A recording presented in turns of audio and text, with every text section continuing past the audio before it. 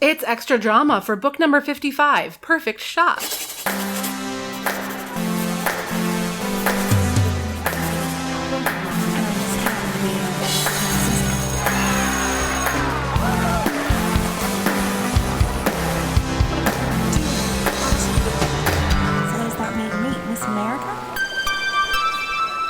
Hi, everybody. I'm your host, Marissa Flaxbart, and I'm with my father, the esteemed Don Flaxbart. Hello. Hello. How you doing? I'm doing okay. Here we are.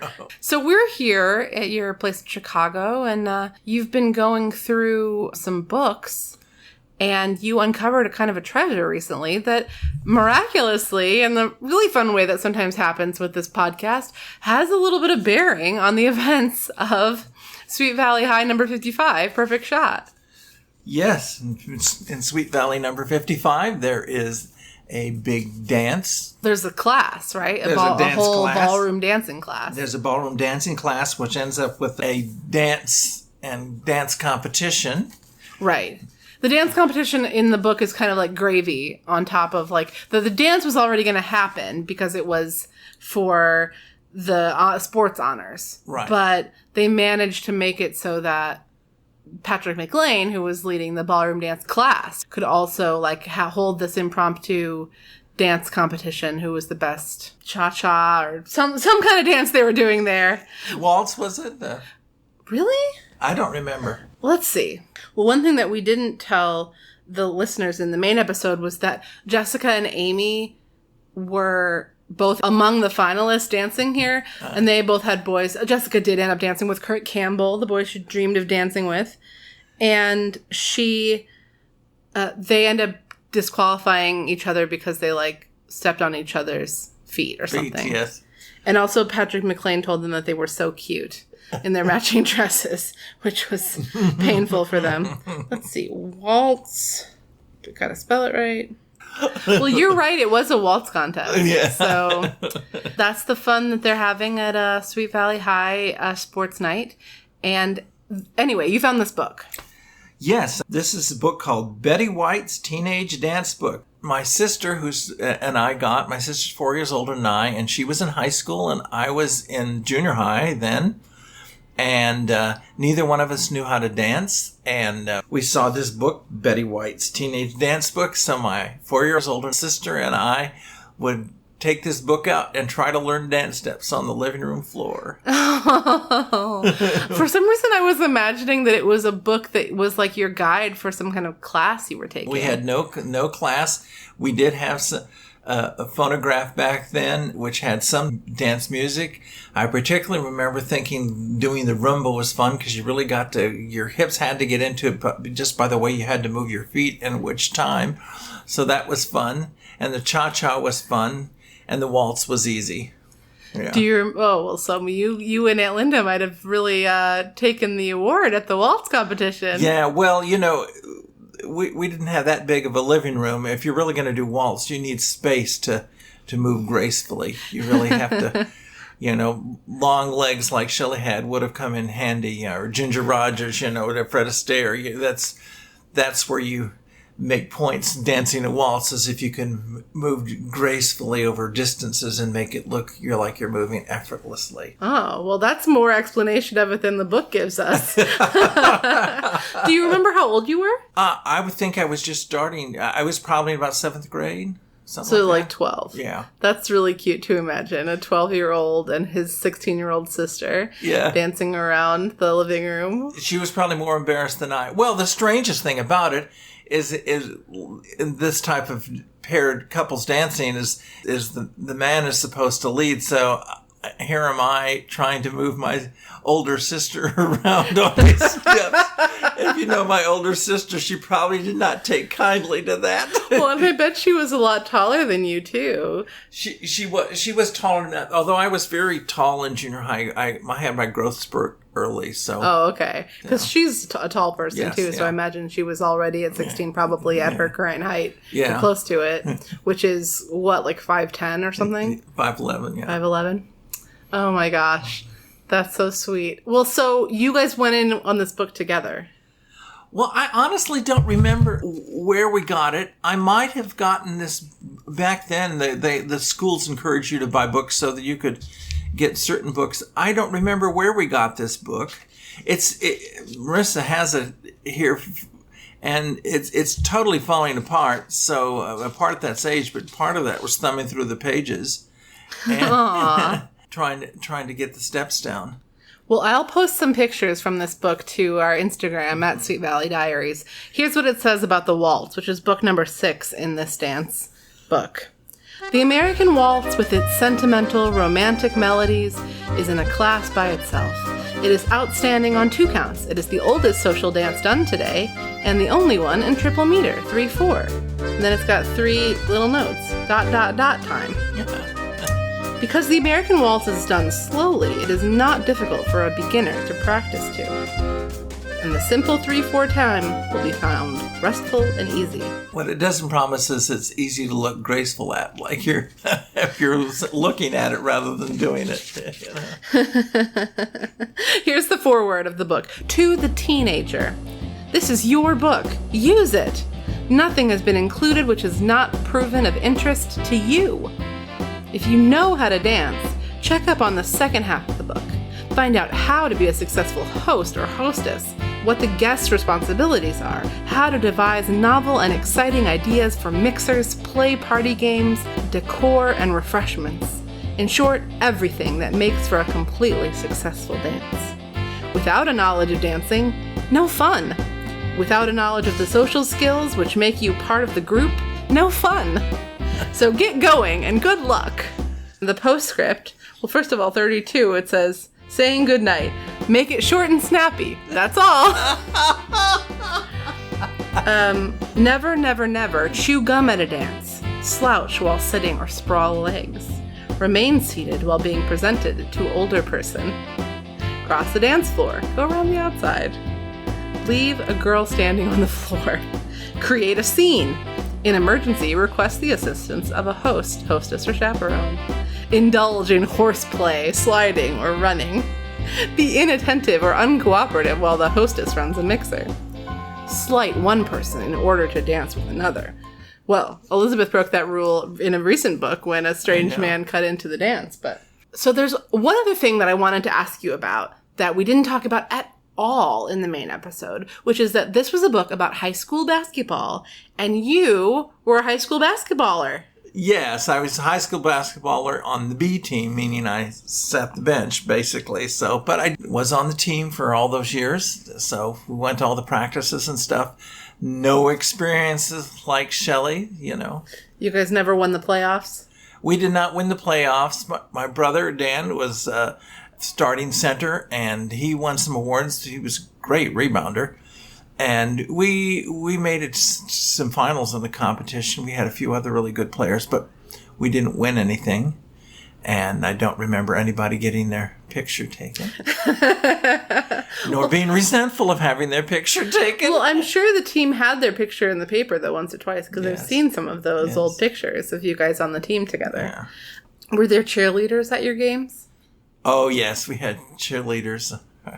Our school colors were turquoise and black, and we used to yell, "Beat 'em black and blue." Oh, God. And so you have a bunch of young ladies cheering that? We didn't do that cheer very long. That was frowned upon. Do you have any particular memories of the basketball years? I mean, we played in high school gymnasiums for the most part. We did go to a tournament once or twice, which was at a bigger arena. So I remember going down there. I actually, because I sat the bench during the games, my fondest memories were actually the practices every day, getting out there to play. I mean, that was great. Did you practice every day? Yeah. Wow. We didn't get much better, but we practiced every day. I have to say, I loved our coaches, but in terms of what I've learned as an adult, in terms of, just training in general for athletics is much more focused and analytically broken down into what you have to do. So, you just hear a sports commentator say on an NBA game today saying what they should be doing, aren't doing. Those people are saying a lot more than our coaches ever told us about. Oh, wow. Yeah. Well, that sounds like the coach in Perfect Shot who said a lot of stuff like, it's not a war, it's just a game. Yeah. Or like, shake it off. Like, you can win this thing, kids. Like, there was not a lot of strategy in the lines that we heard the coach, whose name was like Coach Tillman. Coach Tillman was the coach. Now, did you guys have a girls' basketball team when you were in high school? I don't remember a girls' basketball team. Sure. That wouldn't shock me that hadn't come to pass just yet.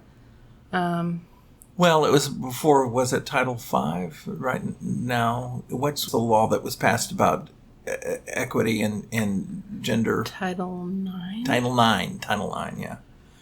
So there was not a whole lot of concern for that.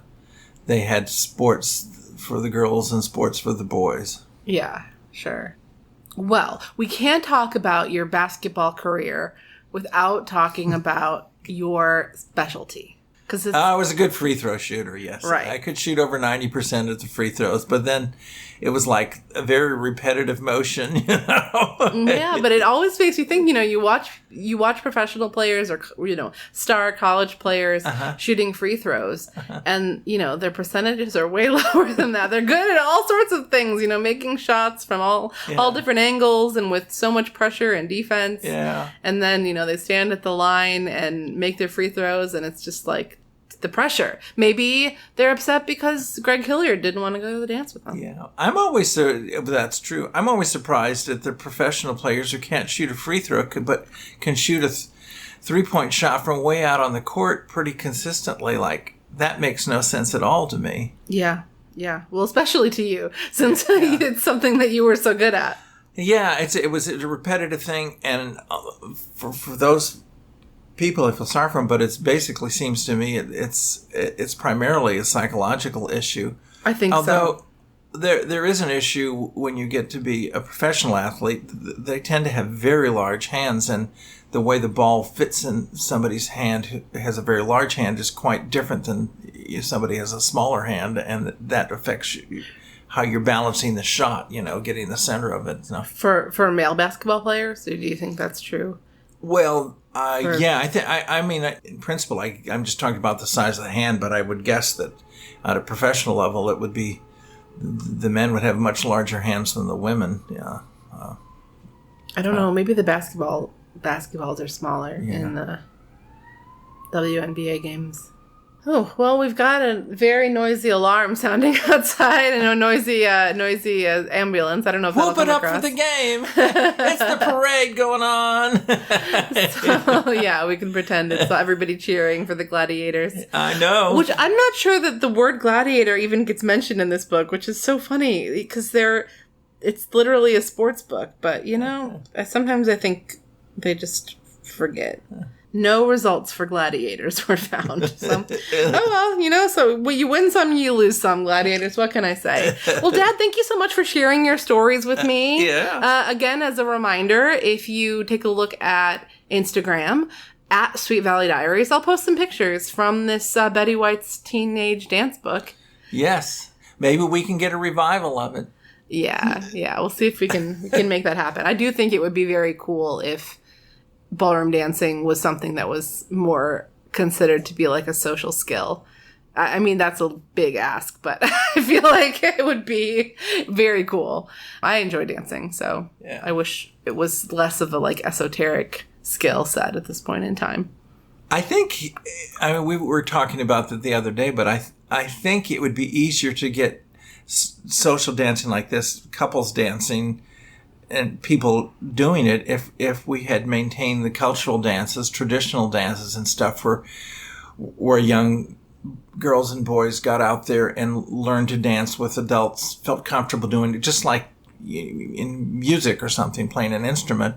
You got comfortable doing it, and then it wouldn't be such a hard tradition to do paired dancing because you wouldn't feel so awkward by the time you got to junior high if you had been dancing when young. And I think that's kind of for me, socially. I mean, I guess it's possible. A big issue. There are parts of the country or the world, but, let's talk about America. Parts of the country where that still happens, but I don't know.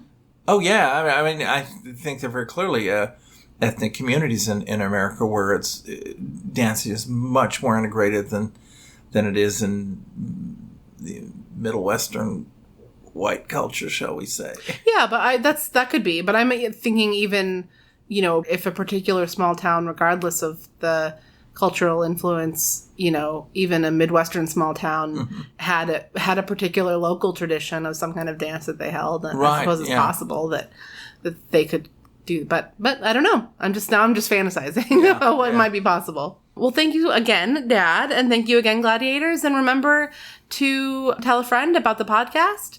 Thank you so much for listening. And next week, we're going to be lost at sea. So that's exciting. Yeah. Bring a life jacket. Yeah. Maybe it'll go great for Jessica. Who knows? But it sounds like we're going to be lost at sea because the title of the book is Lost at Sea. All right. Be well, everyone. Thanks. Bye.